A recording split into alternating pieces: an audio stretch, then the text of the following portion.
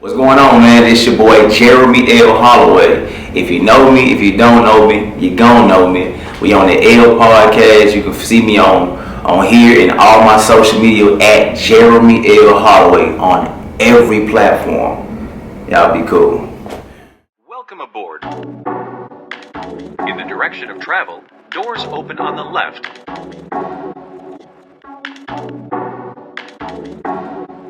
Hi, and welcome to the L podcast. Thank you for tuning in for another episode.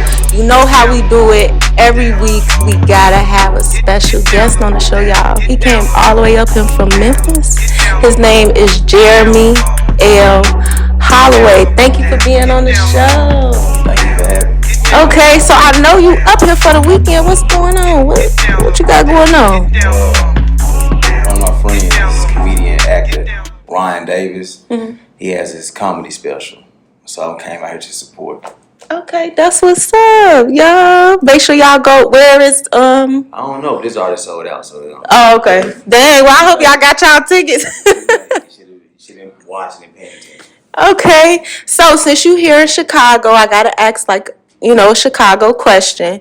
So have you tried the food, or what's your tea on Chicago food? Hey, Chicago has the best pizza. Okay. And they have different kinds of pizza.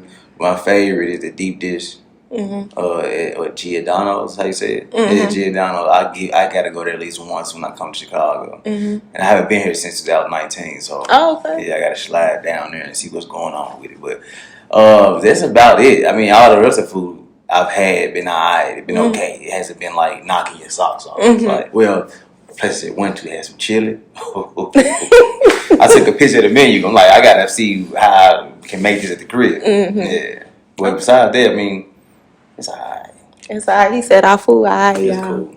We gotta get it together, y'all. We gotta get it together.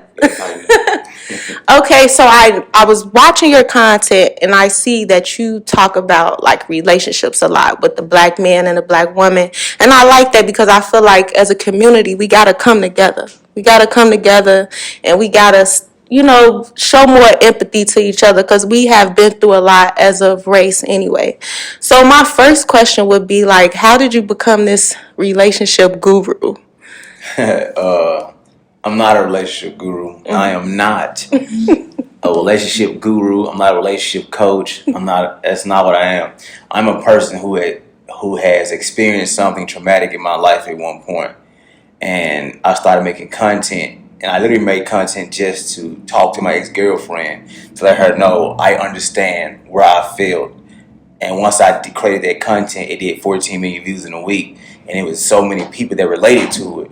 It was how many people are experiencing the same thing I experienced. And once I grew and came out the other side of it, I was only trying to help people do what I did. So I'm not a relationship expert. I'm just a person who experienced something and been down like most people have been down. And I actually came out the other side and living a life that's completely happy. So it's I just want to help people achieve that level of happiness. You know what I mean? But I'm not a relationship coach. I just want people to understand what we're doing to ourselves, not what that person did to you, or no, what do we contribute to ourselves? Why we're not successful in life, relationships, business, careers? What are we doing? How can we eradicate the things that's stopping us from achieving the thing we say we want to achieve?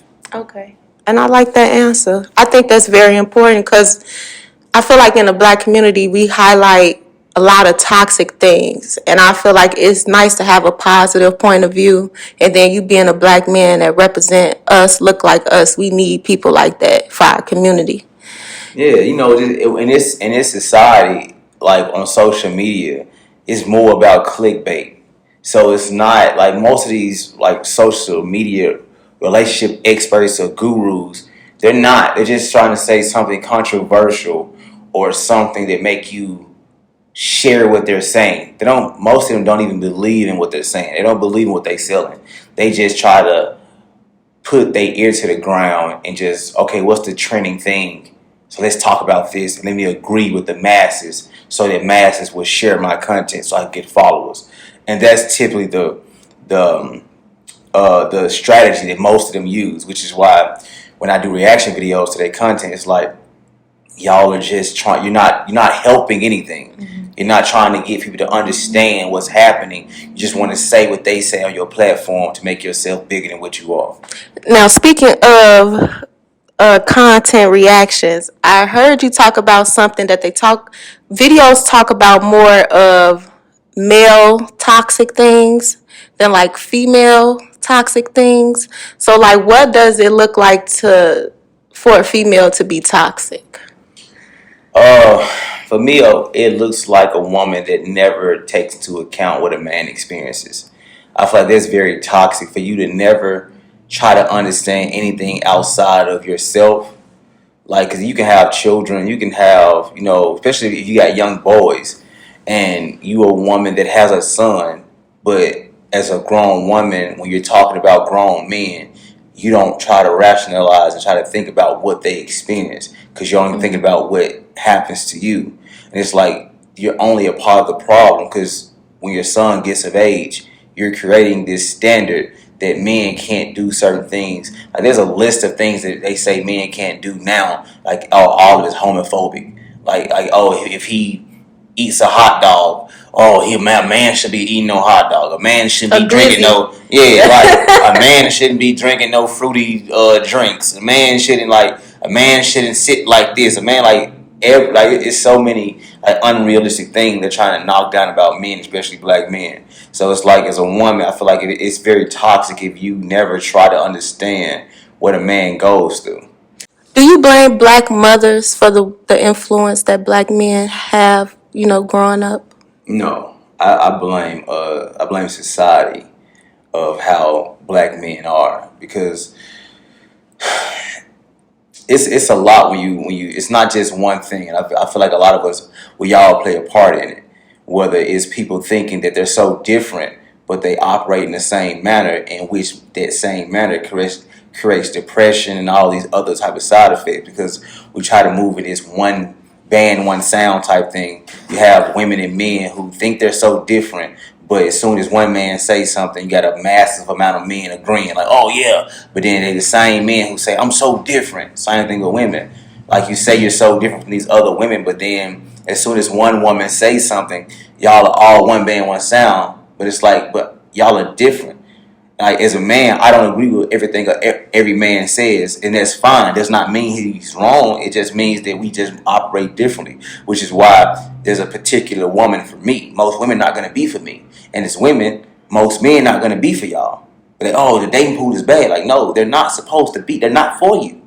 But you don't understand that because you are operating in a society where you think that, oh, it's everybody but you. So I think that the reason why a lot of black men grow up in this environment, it's not the blame of a woman, it's the fact that I believe that black men are attacked in every way in society.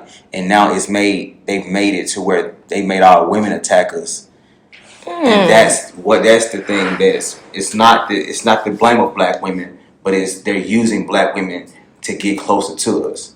So what about the concept of women talking about black men being jealous of black women?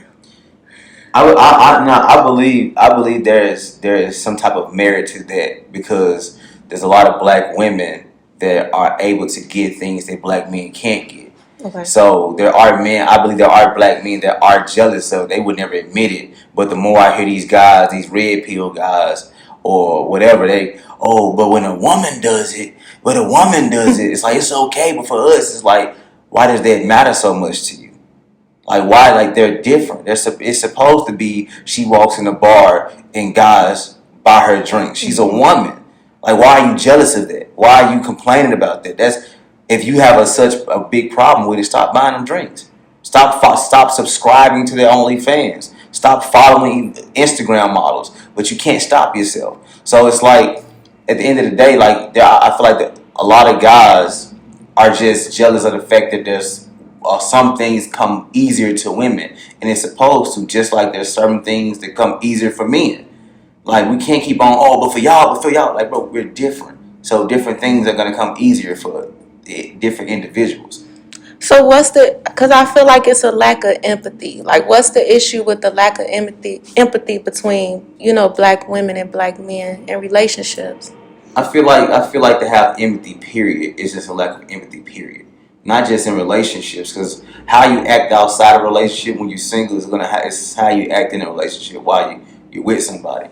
It's just you have a different mindset. Like, okay, I love this person, I like this person, so now I'm gonna move differently. But yeah, that's how you're gonna move in the beginning, and then sure enough, a few months in, you're gonna reveal who you really are to them, and that's why you really changed. Like, no, they didn't change. You didn't really see who they really were. Mm-hmm. So I feel like empathy, if you don't show empathy, period, like I had to realize, because I was a terrible guy when I was younger. I was horrific. Yeah, I was taught how to treat women wrong. I didn't realize that's what I was taught until I got into a relationship, and everything I was doing was wrong. And I feel like a lot of guys have that same, because a lot of guys are doing things wrong unintentionally. He's not trying to, but like if you ask a man what's a good man, most guys are gonna say providing and protecting. But that's how it used to be when that was the standard. But now that you have this change and this shift in this world to where men, we have to be able to be emotionally stable. We have to be a safe place for our women. Yeah. We have to be able to articulate for our women. We have to be very understanding. It's more than just providing and protecting, because back in the day, women were not allowed to work. So what made us good was that we worked. And that's why it made her good that she kept the house clean. She cooked and she cleaned, because it was a partnership. But now when you got women going out working more, they have some of the same responsibility that we have. It should be a shift in what men know, what men learn, what men need to understand. So I think that empathy just for each other, understanding things outside of yourself. As a man, I know, even though I haven't did anything to this woman, who's to say another man haven't did something to her? And I think that's the thing. We try to individualize it. When a woman says something about a man, my response should not be, well, I ain't did nothing to you. But that does not change what she's experiencing. Mm-hmm. She's telling you that so you can understand why she's operating how she's operating.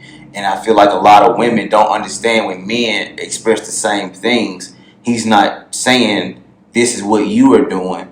I'm operating this way as a man based off what I've experienced with women and in my life, period. And if people have empathy, they can understand that more versus thinking, I ain't the one that you should get over. You be a man. It's like, nah, but it affect him. It affect her. You know what I mean? Mm-hmm. So give me this concept of what do men need to offer more than just being providing and protecting? Like what is the essence of a man really? Because I know this thing going around with a high value man. So that's basically, what is the essence of a man? It varies, to be honest with you, and it's a good thing that it varies, because we're not all the same. I mean, and I say that because why a woman would choose another man over me, because it's something that he does. It doesn't make me a bad guy. I feel like a lot of us think, oh, she didn't pick me, or like, no, it's something that this man does for her, and that's fine. So as a man, I feel like more men need to understand that whatever you offer as a man, you need to understand what that is. It's not just providing and protecting. That's because, like, the very first example that they use, somebody breaking this house with their gender role stuff. Somebody breaking the house, I'm the man, you expect me to go downstairs. But how often does something like that happen? Like, how often is somebody breaking in your house for you to try to show that gender role? You know what I mean? So it's like, we providing, but she can provide as well, though. So what else do you offer as a man? One of my biggest challenges in understanding myself as a man when I was around 25, 26 years old, when I lost my job, and I was trying to figure out, why does she love me? Like, I don't got this, I ain't got that. But it made it tough on the relationship, because it was something that I was doing that I was not aware of. So when she tell me she loved me, I don't believe it.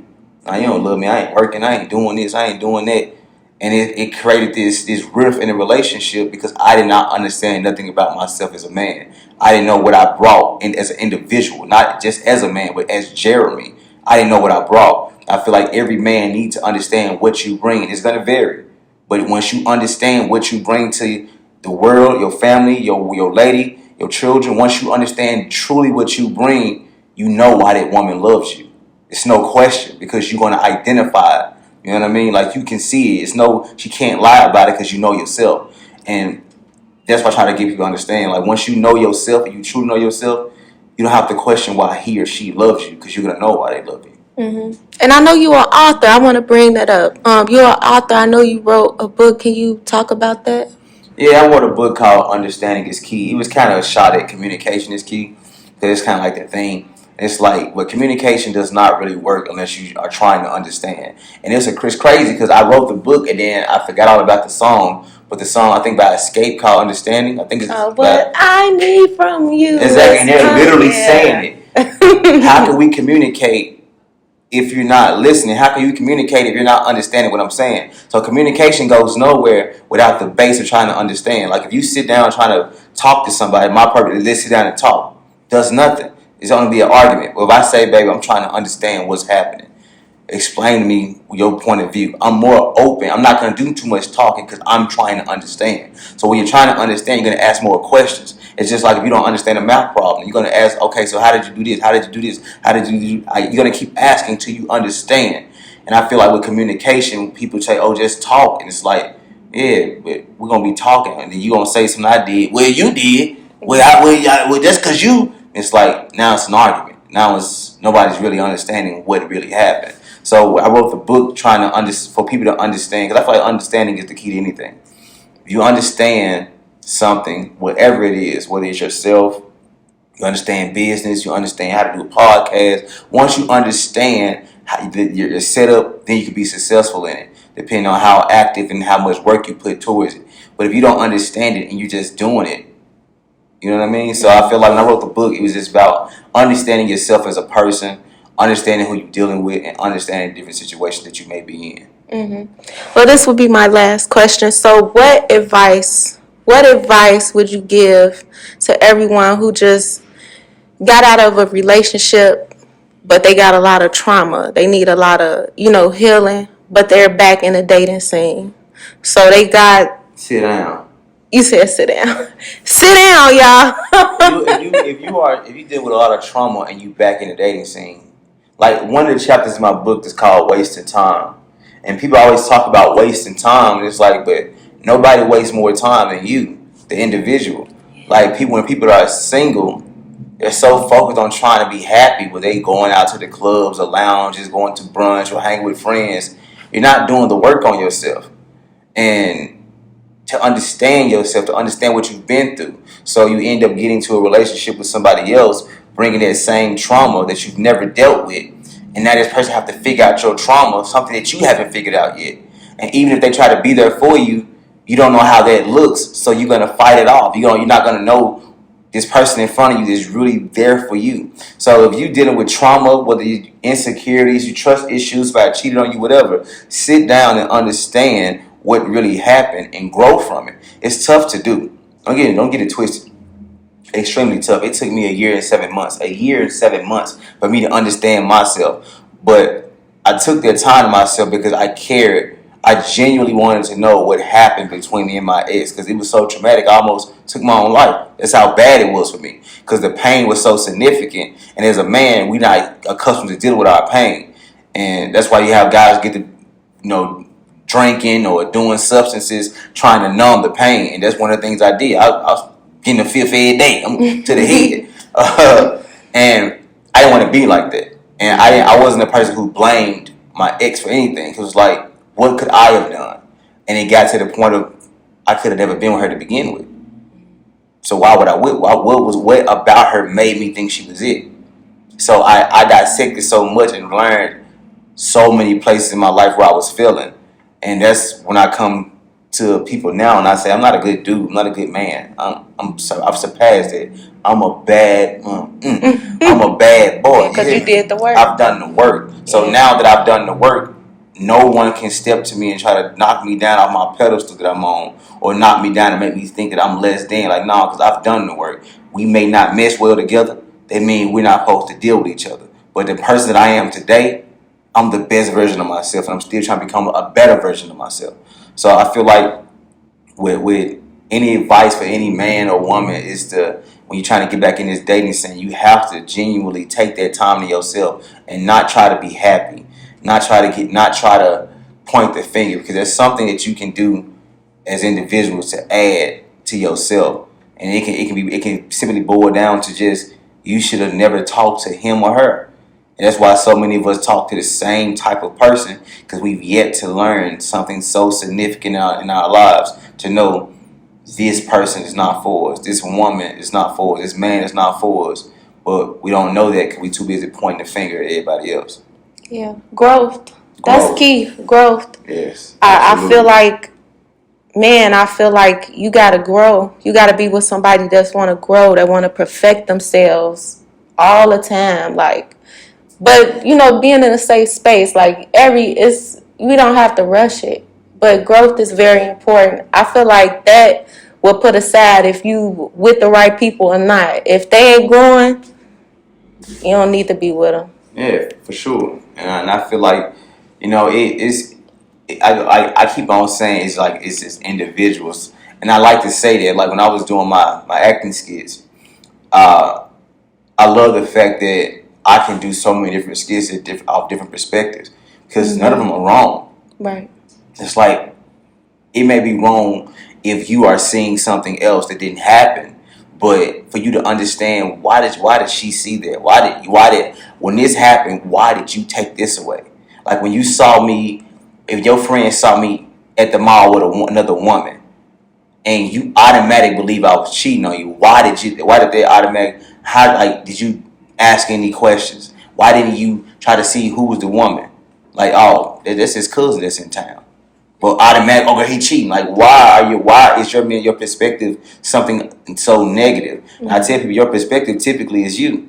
So if your perspective is, oh, you can't trust no man, that's why you don't got no man. Oh, you can't trust these women, that's why you don't got them. Like, because your perspective is who you are. Your perspective is showing you why you don't have these relationships. You know, like I was saying this on my live the other day, and I was saying, ladies, just ask men, what do you know about women?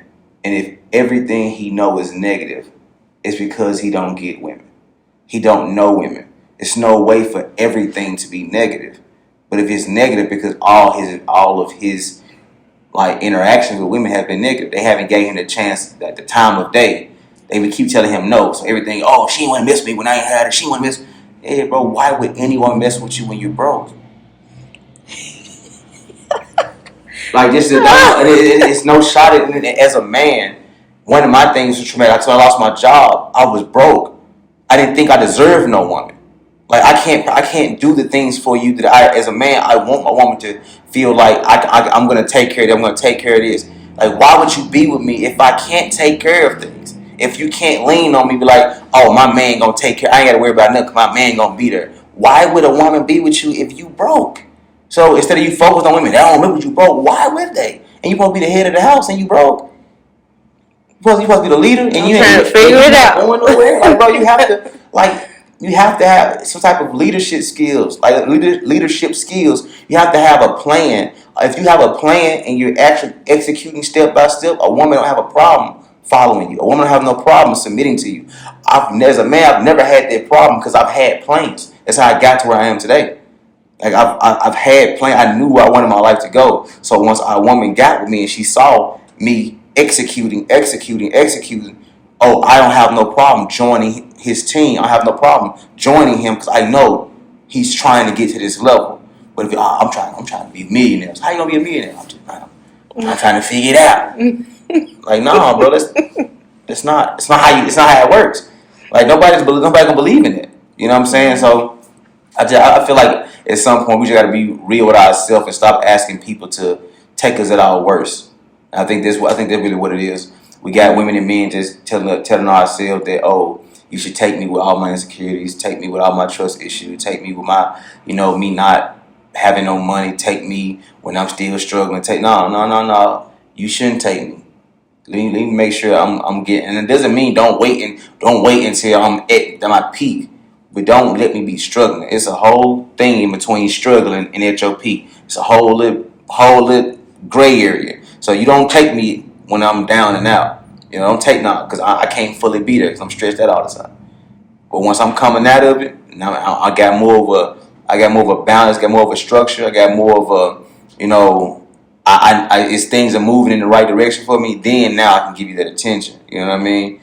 And I feel like more men need to focus on that versus They don't want no broke man. They want a man making $1 million. Man, no, they don't. There's too many women who don't care about how much money you make. Because there's women that's with millionaires and would mess with a broke dude. Trust me, I was a cable guy. I used to be a cable guy. I used to go to millionaires' houses and their wives. Story for another day.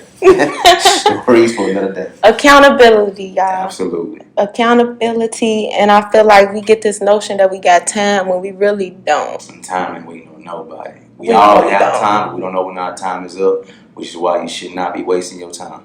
At all. And on that note, Jermey L Holloway. Jermey L Holloway. That's all your social medias? Everything is at Jermey L Holloway. All right. Well, thank you for tuning in to the L Podcast. We will see y'all next week. Welcome aboard. In the direction of travel, doors open on the left.